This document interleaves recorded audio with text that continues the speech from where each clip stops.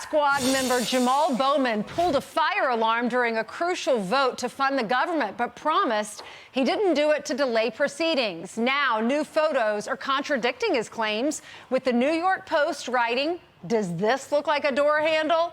Our next guest will formally introduce a resolution today to expel him. Joining us now with the exclusive, New York GOP Congresswoman Nicole Malliotakis. Good morning to you.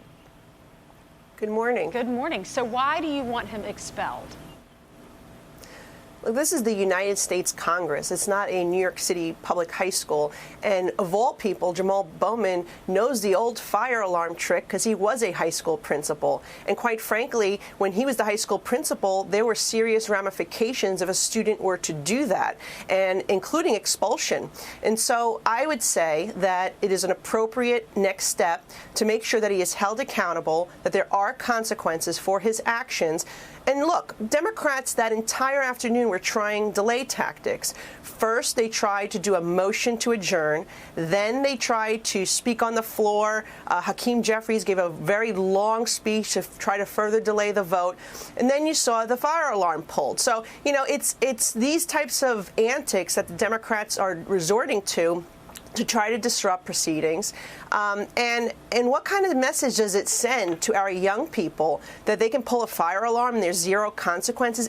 Look, it's not just the act of pulling a fire alarm, which is a violation of D.C. code. But in addition to that, it was during an official proceeding. That is the same thing that they've gone after, you know, those individuals who walked into the Capitol on January 6th. You have to have an equal distribution of justice. You can't say it's disrupted, official proceeding on one hand, and then not hold this man accountable for doing this when we had 12 hours to go and trying to preventing a shutdown of our nation's government. So the law in D.C., it's a misdemeanor for pulling a fire alarm falsely. It's punishable up to 6 months in jail. He tweeted about Donald Trump months ago, "No one is above the law." So should he face punishment?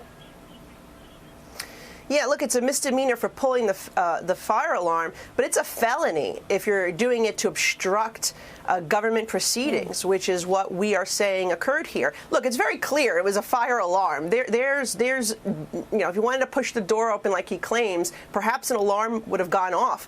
But that's not what he did. And also there's access to the Capitol through many different ways. It's not just through the doors. There's a tunnel that connects the Cannon building to the Capitol. So nobody buys this argument that he did it because he was trying to get out of the building to go vote. That's just ludicrous. Yeah, he said those doors were emergency doors. But when you look at the picture, and I don't know where these doors are, but usually an emergency door says emergency across the buttons that you push, you know, the handle that you push to get out. It doesn't appear to those are emergency doors. I don't know why they would be locked, maybe for security reasons. But the fire alarm is to the left, and look at it. It says fire. Everybody who's above the age of 7 knows that you don't pull a fire alarm unless there's a fire, or you're going to face the consequences. Especially a high school principal, and that is why a lot of Americans are questioning this morning, why has he not yet been arrested? Well, Congresswoman, please keep us posted. Thanks for coming on and giving us this exclusive interview.